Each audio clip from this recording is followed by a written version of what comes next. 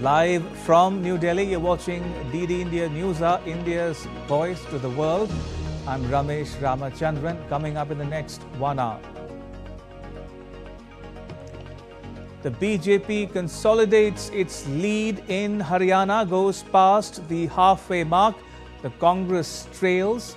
The Jananayak Janata Party and Aam Aadmi Party fail to open their account. In Jammu and Kashmir, the JKNC and INC combined is ahead. The BJP emerges as the second largest party. PDP relegated to 4th place. The US state of Florida braces for Hurricane Milton. Locals told to follow evacuation orders. And the European Space Agency launches a spacecraft to investigate an asteroid already rammed by US Space Agency NASA. It will test whether small planets can be deflected from a collision course with the Earth.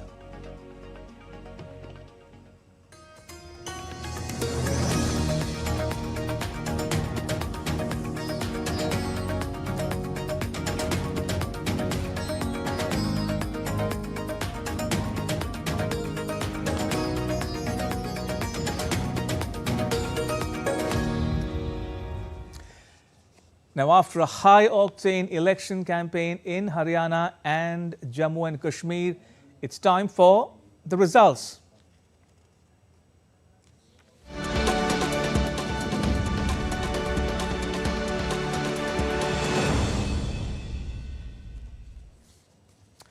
All right, counting of votes is underway for the elections in Haryana and Jammu and Kashmir. Let's bring you the big picture obtaining at noon India time.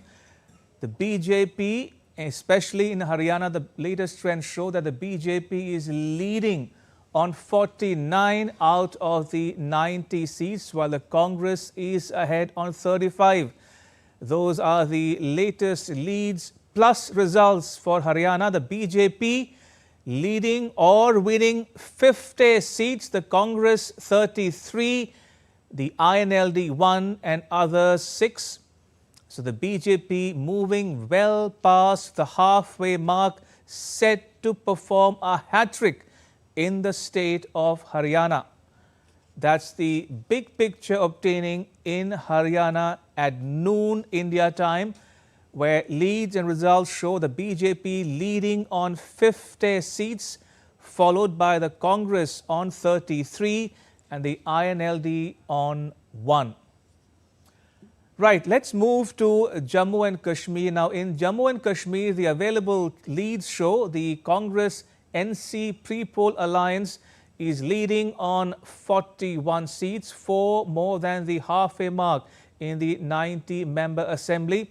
Now, the leads plus results for 90 seats in Jammu and Kashmir show the BJP leading or winning 26, the National Conference leading or winning 43, the Congress 9, PDP 2 and others leading or winning 9. That's the leads plus results for all 90 seats in Jammu and Kashmir, where the NC, INC combined together is winning 52 seats as of now, and the BJP emerging as the second largest party at 27 seats, leads plus results in Jammu and Kashmir.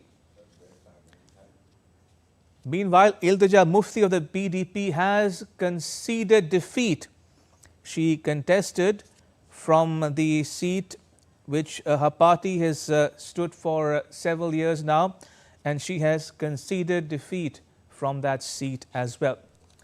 Now, in Haryana, Yogesh Kumar of the BJP has taken a commanding lead with 26,670 votes, leaving Vinesh Fogart trailing behind.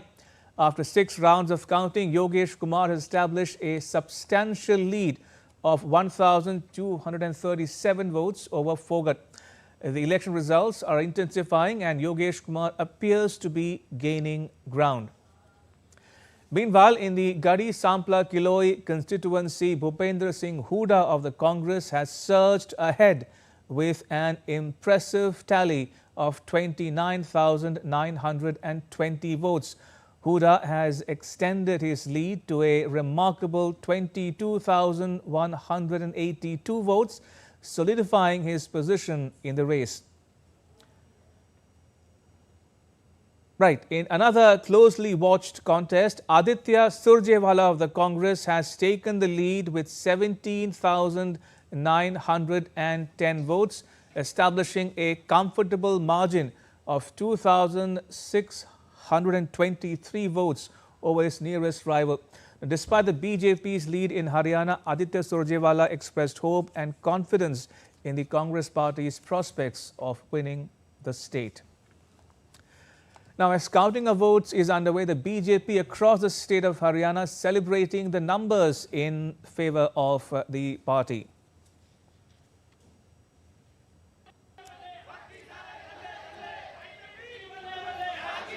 So celebrations breaking all over Haryana, where the BJP rank and file is celebrating a hat-trick of the BJP returning to power in the state for the third consecutive time.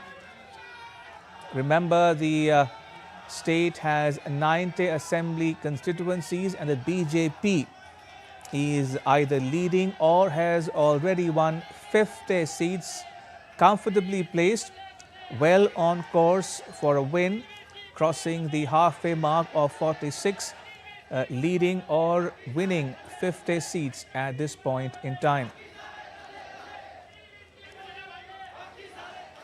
So celebrations breaking out as the BJP offices in Haryana and elsewhere in the state.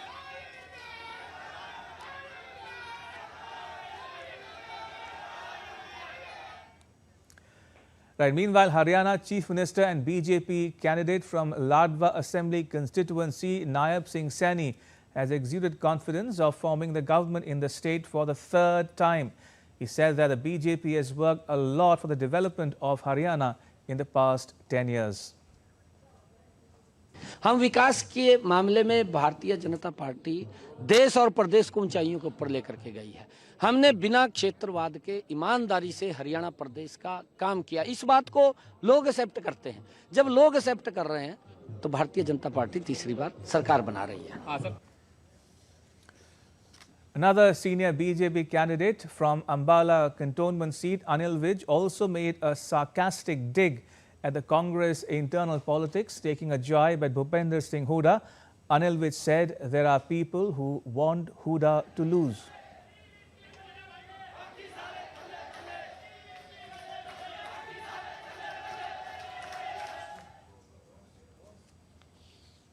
को हरियाणा की जनता अच्छी तरह सबक सिखाती नजर आ रही है। ये सवेरे सवेरे इन्होंने झूठ की दुकान खोली थी और वहाँ से नकली पानी, नकली बिस्कुट निकल रहे थे और नकली जलेबियाँ निकल रही थी। तो अब वो जो नकली चीज़ होती है, अगर किसी को नकली जूता पहना दो तो घर जाते जाते वो फट जाता है। अब वो फट चुका है और अब असलियत सामने आ गई है और आप देखेंगे कि शाम तक जैसे जैसे राउंड बढ़ते जाएंगे वैसे वैसे पर ये गैप और बढ़ता चला जाएगा। All right, time to bring in my team of colleagues who are covering the elections from the ground in Haryana and Jammu and Kashmir. Joining me are Gautam Roy, who is in Srinagar, Shabbir Dar is in Doda, again in Jammu and Kashmir, and Dibyendu Mondal is at the BJP headquarters in New Delhi. Coming to you first, Gautam, what's the big picture obtaining at noon in Jammu and Kashmir? Well, Ramesh, for now, if these trends hold, it seems that the Jammu and Kashmir National Conference and the Congress alliance will be in a position to form a government according to the pre-poll alliance that they had formulated, and they might not need the support of any of the independents or even the PDP for that matter. The PDP suffering one of its worst fates ever. The heir apparent of the party, Mehbooba Mufti's daughter, Irtija Mufti, conceding defeat. So that is another really a big blow for the PDP there, which at one time just 10 years ago, was the leading party in Jammu and Kashmir, and it had formed the government as well along with the BJP in the erstwhile state. Now, of course, the picture is quite different. After 10 years of the centre being ruled by the BJP, 5 of them where the region has not been a state, it has been turned into a UT after its special category status was taken away by the abrogation of Article 370 and 35A. And that has presented the region with a totally different sort of an administration being led by the Lieutenant Governor and basically officers, administrative officers. And the centre has been able to press forward with a lot of developmental work, not just developmental, also critical for the security of this region and the entire nation. Strategically important state of Jammu and Kashmir, which has Pakistan on one side and China on the other. So all that has perhaps been evaluated, the roads, the development in health sector, education and other factors in terms of how people, jobs that had not been filled for such a long time, thousands of them have been filled by this administration. So all that has perhaps been factored in, and then we have this verdict coming to the fore. So clearly this is a mandate where people seem to be saying that we believe that a statehood of this region should be restored, and that is something that perhaps once the government is formed, if these trends stay the way they are, that is something that will be really a big call from this region. Right, Gautam, stay on. Let me get Shabbir Dar in, who is in Doda. Shabbir, how do you read the leads and results in Jammu and Kashmir from your vantage in Doda? Ramesh Ramakrishnan, let me correct you. I am Tahir Nadeem Khan from Doda. Shabbir Dar is covering from Kashmir Valley itself. As you said, that how the things are going here in district Doda, rather Chenab region. I think BJP has consolidated because BJP was trailing in some key constituencies, and their key leaders were trailing, like the Sunil Sharma was trailing from Padernag Sen in Kishtwar district. But in the last round, he brings a surprise and won by 1,200 votes from National Conference Pooja Thakur. It was surprising because he was trailing since till the one ultimate round. But finally he won the seat, and then Shakti Raj Parihar, who is the Vice President of Jammu Kashmir, this Bharatiya Janata Party, he was also trailing, but after 8th round, he has also taken a lead of around 1,000 votes. And from Bhadrama constituencies, it seems that Dilip Singh Parihar is going to win comfortably because he has maintained a lead of around 9,000 from his closest rival of this National Conference candidate Sheikh Mahbub Iqbal. Now it seems that BJP is performing better than 2014, as they have won 27 seats in that election, and right now it is leading in 28 seats. But we should also not forget the number of seats have increased after delimitation and the reorganization of the state. So BJP is performing well, but the fact of the point is that which has become the bone of contention, that LG is going to nominate 5 members, and both Congress and especially National Conference were apprehensive that they may not get the required number, which is 48, if we consider those 5 nominated members as well. But now the situation is getting in their favor, and they are going to win around 51 seats, which they share with Congress as well.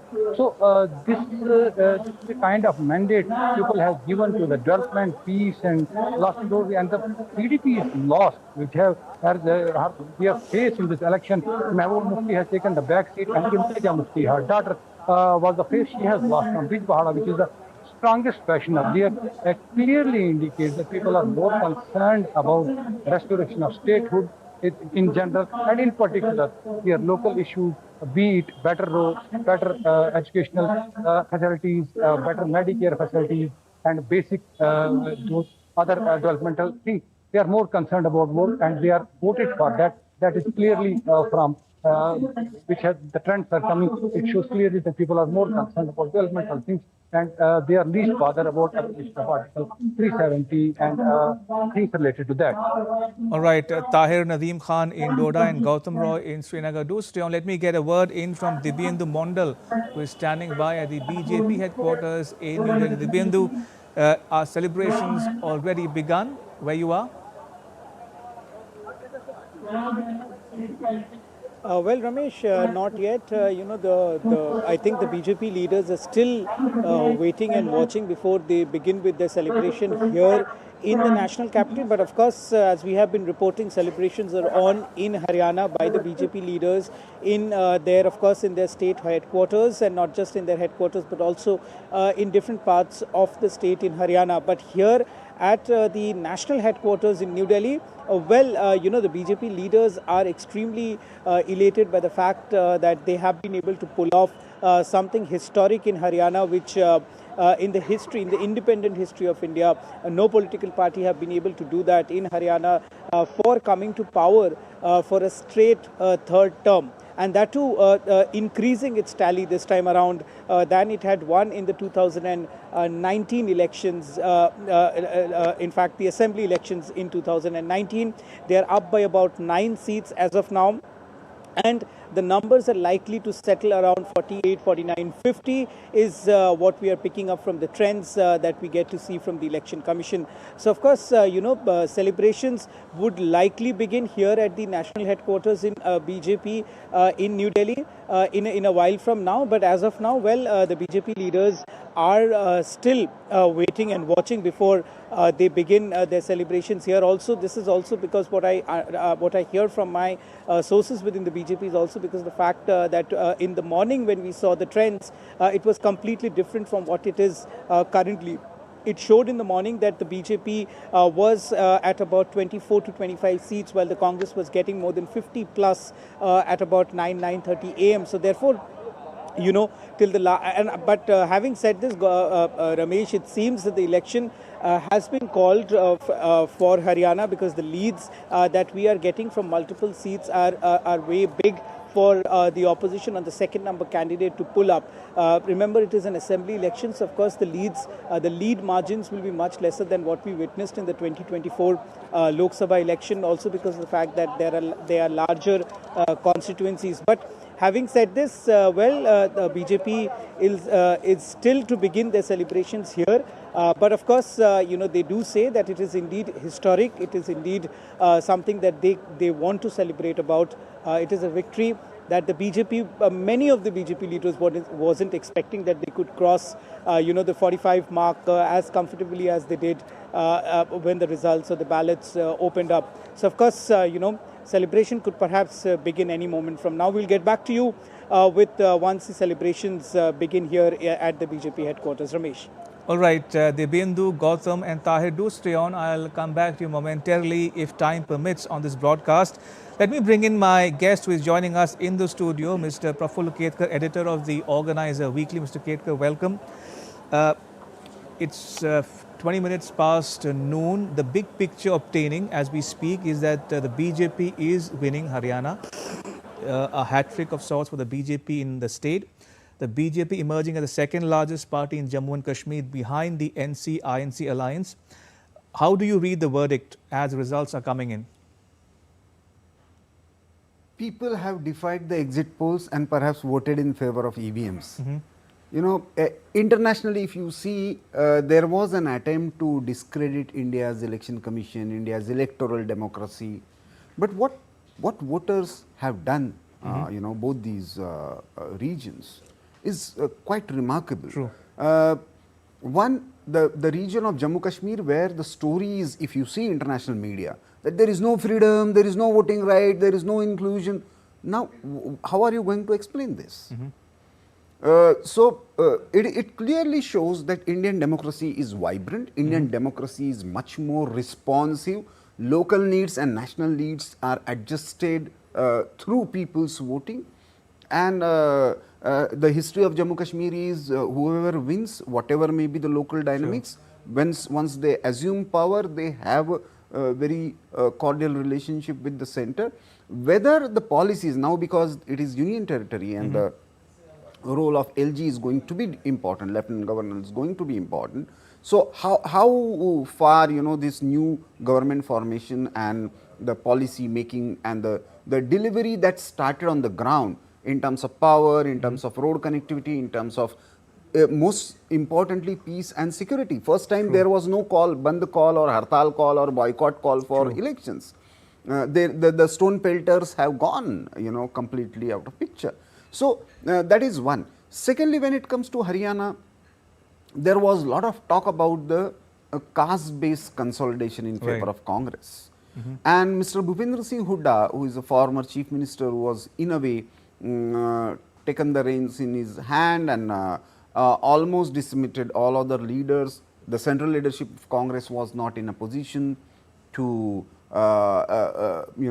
control Hooda, and that's why Ms. Shailaja and Surjewala both were actually sulking, and that clearly is showing. This was a golden opportunity for Congress. What has happened in Haryana is very remarkable. Last time, if you remember, BJP had around 40 seats, Congress had around 31 seats, JJP, which was considered to be the closer to the Congress and coming from Chautala family, had 10 seats, and others also had a remarkable presence. Congress that time failed in forming the government by taking all these, and that was also thanks to Mr. Hooda. This time JJP is decimated. Now, how much it is decimated? The Dushyant Chautala is contesting from his stronghold. He has got just 2,400 votes after 6th round, and he is on the 6th position. Now the real challenge was, and the Congress was hoping that all these 10 seats would be swinging towards the Congress side. What has actually happened, that Congress has, BJP has consolidated on those seats. BJP has, if you see the map, previous JJP seats are actually swinging towards BJP. And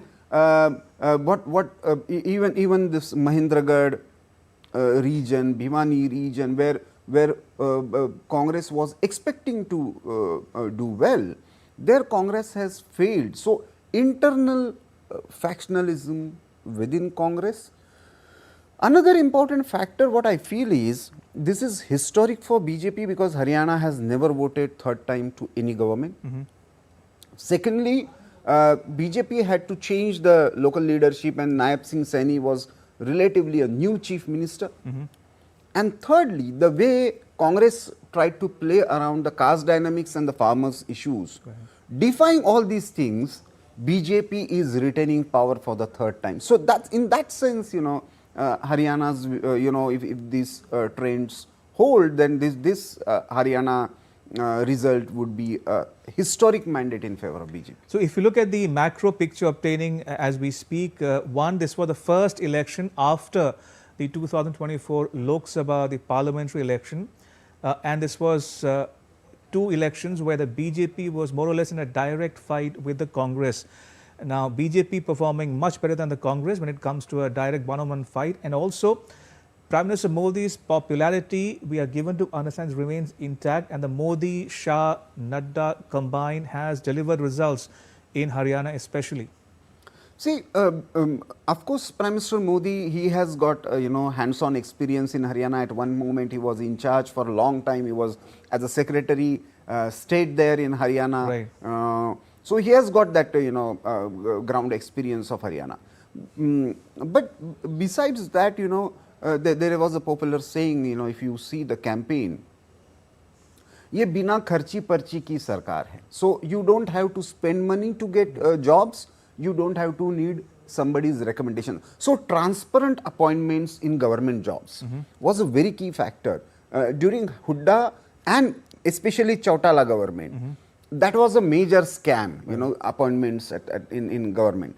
Though unemployment, jobs, these have been issues, the way, global economy is, dwindling down. But still, India is a growth story, and that's why, especially the infrastructure part, if you see, Haryana is broadly divided in two.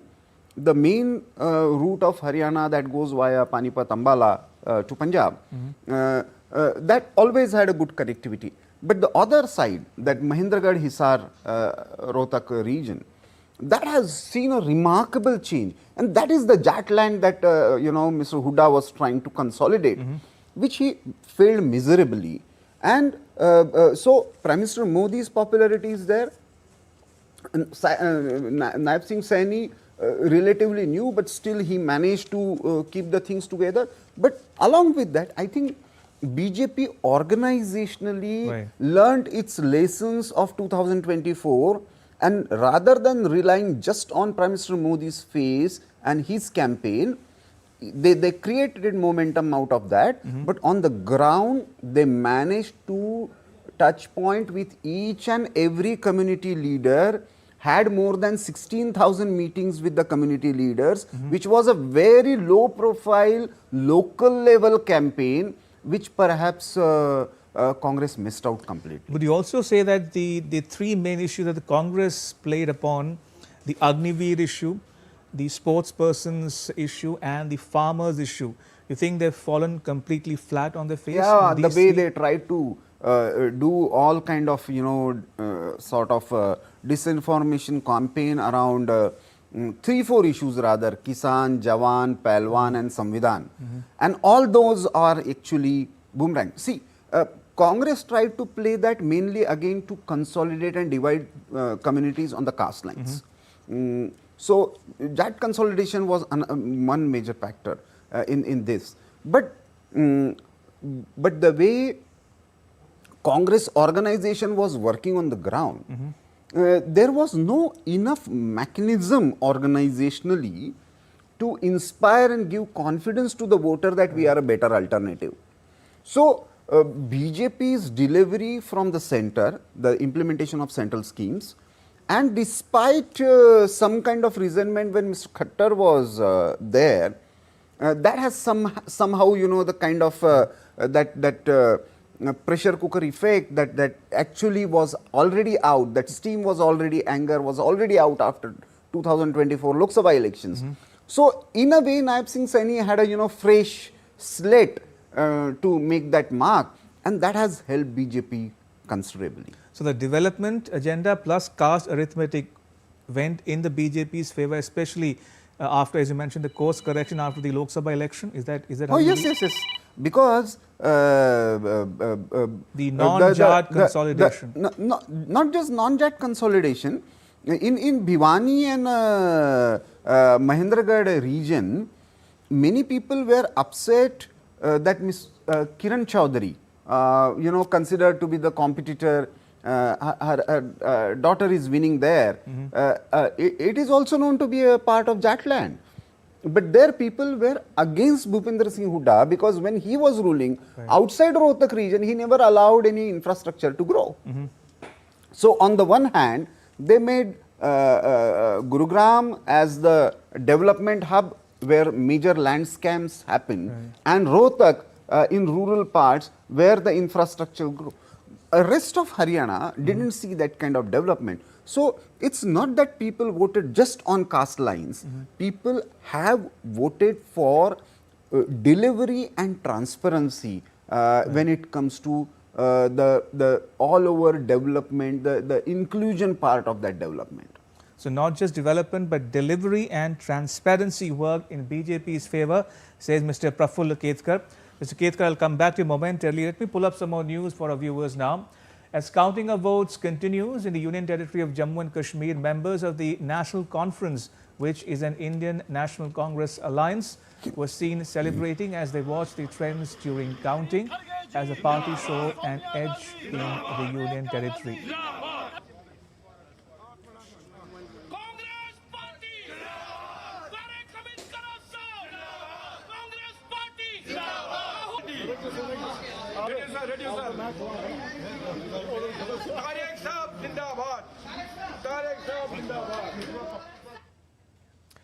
Meanwhile, Iltija Mufti, who was fighting a first election, has conceded defeat from Beach Bihara in a post on X. She wrote, and I quote, I accept the verdict of the people. The love and affection I received from everyone in Bij Bihara will always stay with me. Gratitude to my PDP workers who worked so hard throughout this campaign, unquote.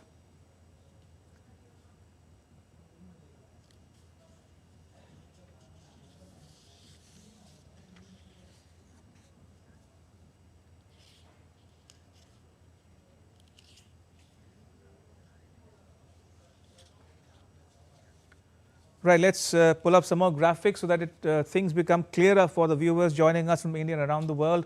The seat position on the tally obtaining in Jammu and Kashmir as we speak for all 90 seats there. The BJP is either leading or winning 28. The Congress is at 8.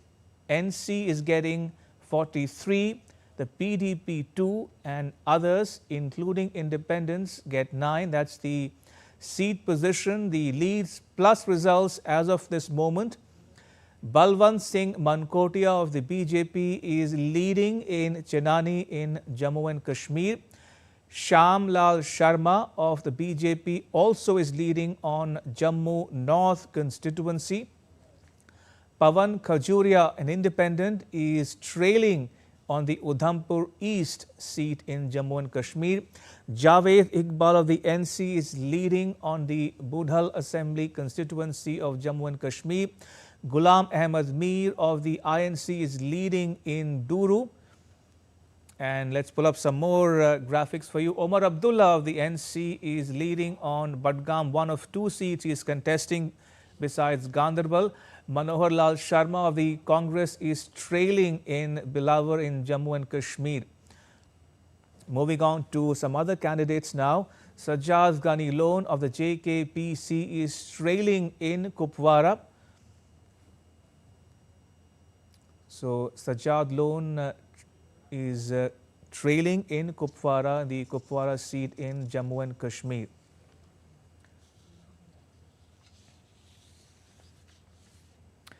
And earlier, my colleague Gautam Roy spoke to BJP leader Syed Shujat Rizvi in Srinagar. Rizvi expressed confidence that the BJP will form the government in J&K despite the current trends indicating a JKNC Congress lead. He said the situation will flip there just like Haryana. With the early trends indicating that in Jammu and Kashmir, the next government could be formed by the JKNC and the Congress alliance. We are right now at the BJP office in Srinagar, and everybody is watching the trends at the moment with a lot of enthusiasm as well as a bit of anxiety and apprehension as well. We have the BJP's Shujat Rizvi advocate with us to talk about it. The trends that are coming in right now are showing that the NC Congress alliance is leading. What do you have to say about that? We are very much sure that we will form the government, and we are waiting here for our celebration, and it will be seen very soon that we are celebrating here where you are within the head office of the BJP at Srinagar. Okay, and what if the trends change slightly, and as the exit polls were indicating that there might be a hung assembly, who will you reach out to? Would you reach out to the PDP, to the independents? See, with the BJP, never trust upon exit poll. We trust upon exact polls. We are very much sure that we will form the government here in this union territory of Jammu and Kashmir along with the Haryana. Within the third round, we are leading there too in Haryana as well.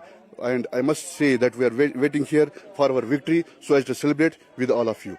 All right. So there you have the BJP as keeping its spirits high, keeping the confidence high, despite the kind of trends that are coming across right now in Jammu and Kashmir.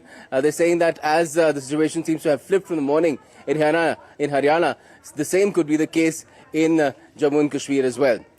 With camera person Lalit Kumar, Gautam Roy, Srinagar, DD India. All right, let me quickly go back to my colleagues Gautam Roy in Srinagar and Siddharth Bharadwaj in Panchkula, Haryana. Gautam, to you first, how are the numbers stacking up for the NC, INC combined as well as the BJP as we speak now? Well, Ramesh, the trends for now, and it is past 12 o'clock now, so one can say that they will remain consistent. And for now, it does seem that the National Conference, along with the Congress, that's an alliance that they had formed before the elections, although earlier part of the India alliance was also the PDP, but it contested most of the seats in Jammu and Kashmir separately, and PDP has perhaps suffered the worst fate that it has ever in any of the elections, assembly elections in Jammu and Kashmir. Even Iltija Mufti, who is the media advisor and daughter of the party president Umar Mufti, has already considered defeat. And at the same time, we hear that Umar Abdullah is leading in both the seats that he was contesting in. So it seems that the verdict is pretty much on the wall, although the BJP has also done quite well as far as the state is concerned, getting better numbers than the last time. But it does seem that for now, power in the assembly of Jammu and Kashmir will remain out of the grasp of the BJP and its allies, although it doesn't really have too many allies here in Jammu and Kashmir. But had the results come in anywhere close to how they had been forecast as far as the exit polls are concerned, where they were saying that there could be a hung assembly, the BJP could have made a serious attempt to form government in this state. Remember, it has been in power in the state along with the PDP as well in the past, and it could have found some partners to form the government here as well, but that does not seem to be the situation at hand at the moment. All right, let me get an update quickly from Panchkula in Haryana, where my colleague Siddharth Bharadwaj is joining us from. Siddharth, fill us in on the latest. How are the numbers stacking up for the BJP there? BJP leading on 50 plus seats. When we last checked, on course for a hat-trick in Haryana. For the first time ever, Haryana will bring or elect a party or bring it to power for the third consecutive time. And the exit polls getting it wrong all over again in Haryana.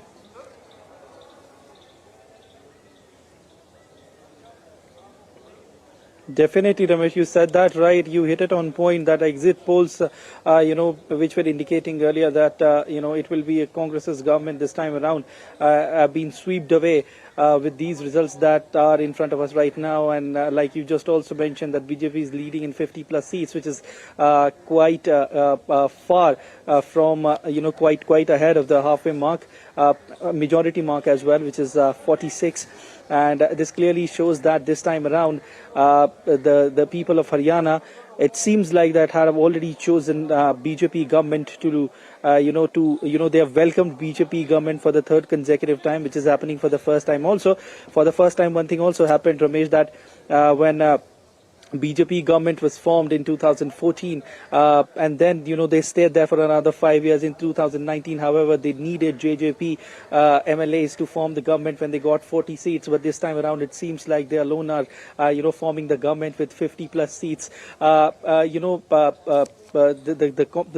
Congress members, it seems like they have accepted the defeat, with some party members leveling allegations against the ECI, saying that ECI is not updating the numbers on their website in real time. It seems like that something is wrong with the party members, and they have already accepted the defeat. Perhaps these kind of statements are coming out from the opposition party. And as far as BJP is concerned, that they are likely to form the government for the third consecutive time in the state. It also seems like, Ramesh, that their promises to the people of Haryana are bringing in the votes which they were expecting before the assembly elections, because when they promised things for in various sectors, including health and finance and women empowerment and sport, it seems like that the people are certainly, the voters were certainly influenced by the promises which were made by the BJP. Also, they claimed that the work which they had done in the last 10 years has not been done by any other government in the state. And since the time they came in, when they started work, it was with a very fast pace, and they considered every sector in the society and worked for them. On the other hand, when they launched their manifesto for the assembly elections, they also promised certain things for women empowerment and in the field of sport, healthcare, road infrastructure. So it seems like the people's mandate is in favor of BJP. And now, at this hour, I can certainly say that the polls, the trends could be consistent. And right. On the other hand, and keeping everything into consideration, it seems like that a lotus is blooming for the third time in the state. Indeed, the lotus is blooming for the third consecutive time in Haryana, says Siddharth Bharadwaj. Siddharth, thank you. Also thanks to Gautam Roy in Srinagar and Tahir Nadeem Khan, who has joined us from Doda in Jammu and Kashmir. Let me also thank Mr. Praful Ketkar for joining us and breaking it down for our viewers and putting in context for our viewers as well. Appreciate it. Thank you. Right, time for a very short break. Keep watching DD India. Don't go anywhere.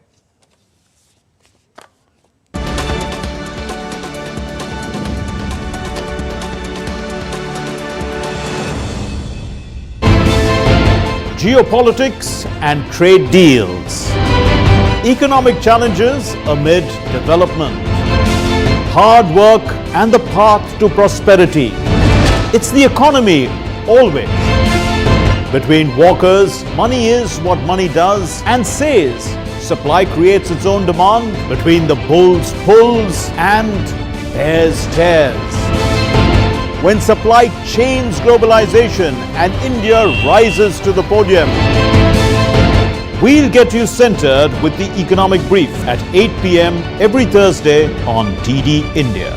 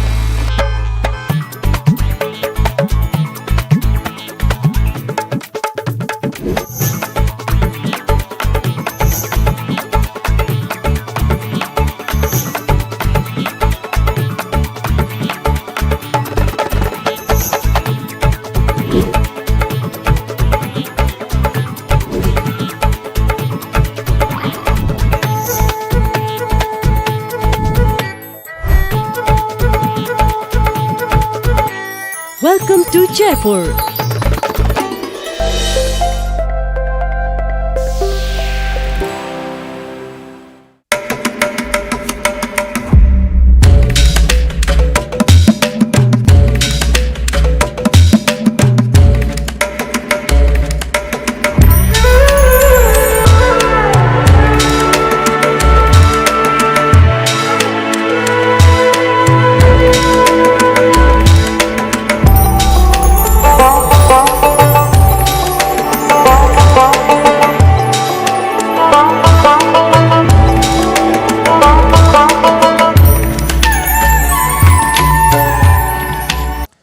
Welcome back. You're watching DD India News Hour. I'm Ramesh Ramachandran. Let me get you some world news now. First to West Asia.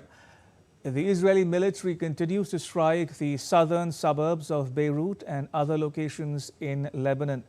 On Monday, Israel, within the space of an hour, carried out airstrikes on 120 targets in southern Lebanon, including Radwan Special Forces units, Hezbollah's missile force and its intelligence directorate.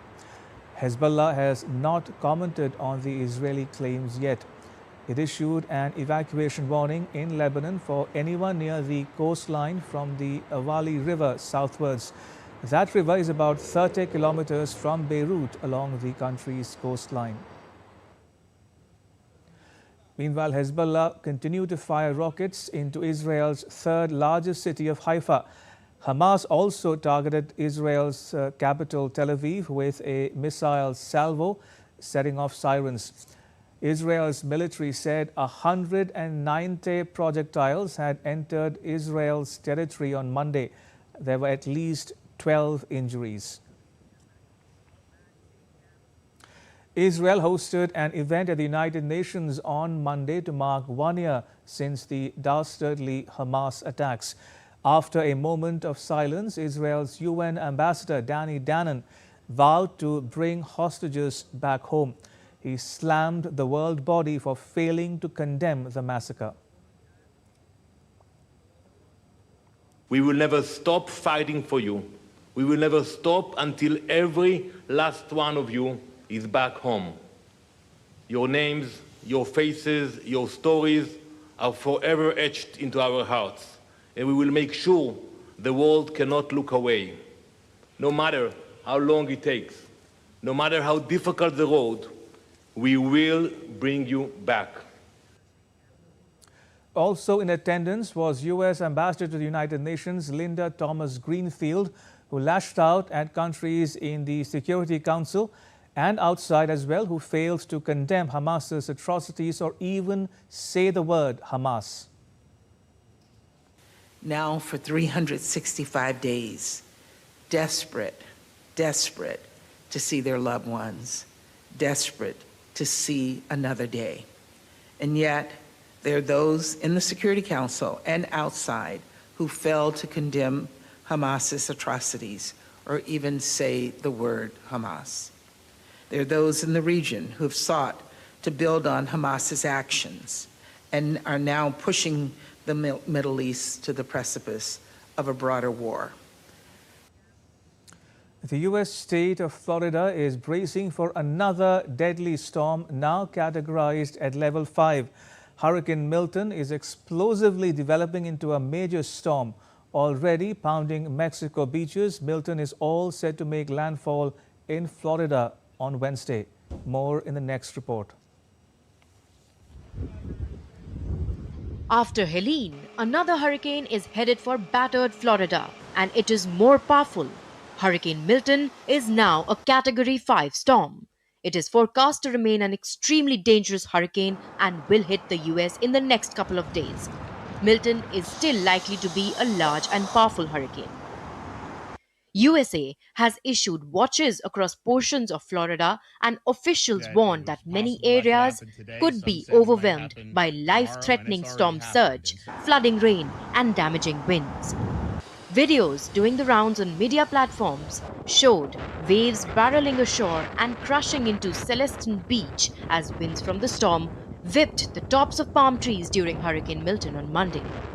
So basically, all hazards are in play here. A multi-hazard event, you really have to be thinking about significant, widespread power outages for days where the Milton crosses the Florida Peninsula. Significant down trees, significant power outages, maybe the inability to move around for several days. I want to urge everyone, if you've been ordered to evacuate, those evacuations orders are serious and you absolutely must follow them. Florida's storm-battered Gulf Coast is in a race against time. Category 5 hurricane is hurtling towards the US coast as workers scramble to sweep debris left over from Helene. Highways are already clogged with people acting on evacuation orders. Traffic was backed up on Florida highways as residents living in the Tampa area attempted to evacuate as Milton approaches. US Vice President Kamala Harris has asked the population of Florida to heed evacuation warnings as Hurricane Milton rapidly intensifies. And I cannot stress enough to all the folks in Florida, in the Tampa area, please listen to evacuation orders. Please listen to your local officials, because I know a lot of folks out there have survived these hurricanes before. This one is going to be very, very serious. And I urge you to please just grab whatever you need. Listen to the orders you're getting from your local officials. They know what they're telling you, and they know what Milton is about to be. So please do that. The Tampa Bay area, which has not been directly affected by a major hurricane in almost a century, may see the center of Hurricane Milton make landfall on Wednesday. scientists expect it to decrease somewhat before landfall, which could essentially avoid other states devastated by Hurricane Helene, which killed at least 230 people. Antara Sinha for DD India. Kamala Harris and Donald Trump camps intensify efforts in the final month of a tightly contested U.S. presidential race. Harris slammed her White House rival Trump's lies over distribution of federal aid in the aftermath of Hurricane Helene, while Trump claimed he is not worried about hurricane disrupting the 2024 election since his supporters were willing to crawl to the polls. Take a look at who said what in our next report.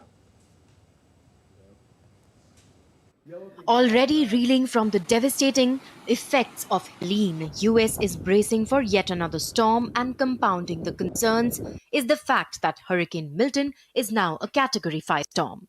The US also finds itself engulfed in another storm of political proportions. Frustrations over federal aid for victims of Hurricane Helene have been supercharged by a whirlwind of lies and misinformation, fueled in part by Republican presidential candidate Donald Trump. Many residents are still cut off from federal assistance. Donald Trump has targeted Federal Emergency Management Agency, which puts the power of the federal government behind the disaster response. The United States has distributed more than $210 million in federal aid and dispatched nearly 7,000 emergency response personnel to assist with relief efforts across the U.S. Southeast. Trump has accused the administration of President Joe Biden and Vice President Kamala Harris of misappropriating FEMA funds for migrants.